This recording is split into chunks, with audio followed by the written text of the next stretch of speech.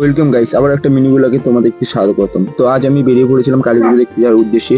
তার জন্য আমার একটা দাদাকে দেখে নিলাম, তারপরেই আমার ভাগনাবাবু চলে এলো। ভাগনাবাবুকে নিয়ে বাইকে বসে বেরিয়ে পড়লাম।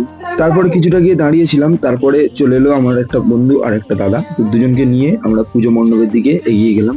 তারপরে কিছুক্ষণ বাদেই চলে এলাম পুজো মণ্ডপের সামনে। তো পুজো মণ্ডপের সামনে এসে গাড়িটা পার্কিং করে দিয়ে এবারে পুজো মণ্ডপের দিকে যাব। তো বেশ সাজিয়েছে ভালো, দেখতে বেশ ভালোই লাগছিল।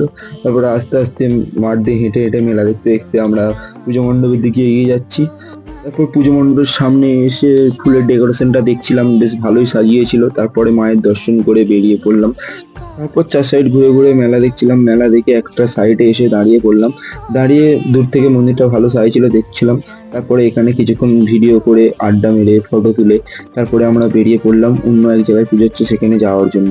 তো আস্তে আস্তে পুজো মণ্ডপের বাইরে বেরিয়ে আসছি।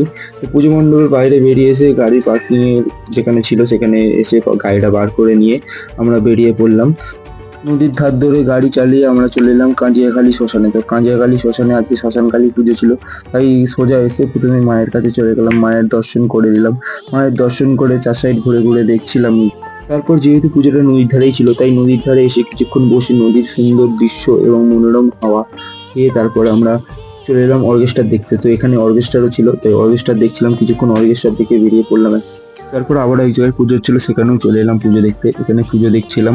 তারপরে চার সাইড ঘুরে ঘুরে একটু ভিডিও করে নিলাম, বক্সেরও ভিডিও করে নিলাম। ভিডিও করে তারপর চলে গিয়েছিলাম বড় আমসাই। বড় আমসাই এসেই প্রথমে মায়ের দর্শন করে নিলাম। মায়ের দর্শন করে মায়ের ফটো এবং ভিডিও করে কিছুক্ষণ এখানে আড্ডা মেরে বড় আমসাই আবার একটা শ্মশানে পুজো হচ্ছিল, সেখানে যাওয়ার উদ্দেশ্যে আবার বেরিয়ে পড়লাম। তো সেখানে গিয়ে কিছুক্ষণ দাঁড়িয়ে পুজো দেখে সবাই মিলে তারপরে বেরিয়ে পড়েছিলাম বাড়ির দিকে আসার জন্য। তো কিছুটা গাড়ি চালিয়ে চলে এলাম বাড়িতে।